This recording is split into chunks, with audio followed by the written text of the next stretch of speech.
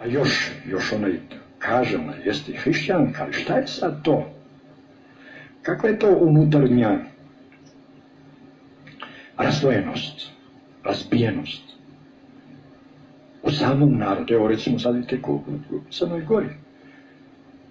Ja gledam ovih dana, evo danas sam razgovarao, znate, dojučerašnji drugovi, baš bukvalno, zajedno se u prošli izbori bile prošle jeseni zajedničke, su prošli cijelu Crnu Goru. Sad da vidite kakva je to sada spremno, došao baš jedan direktor iz Bilog polja tamo u neki manastir, pa smo se našli, dobar, čestit čovjek, vidite ga, sam je u jednom, kaže, ja ću braniti puškom svoju. Od koga ćeš braniti Bogu, mislim se? Od koga će da bratim puškom, kako?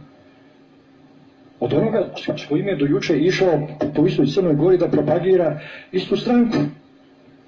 Ja gledam pa se kamenim. Šta je sad to? Da li je moguće da je tako plitko u nama ono što bi trebalo da bude najdublje i što ne bi moglo ničemu i nikome da bude žrtvovano, a preko njega onda ni brat, prijatelj, kum ne bi moglo ničemu biti žrtvovano? Da li je to toliko postalo plitko, ono što je plitko preovladalo nama?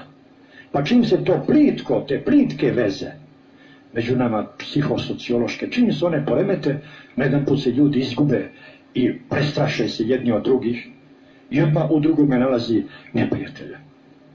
Kažem, čovječe Bože, počekaj.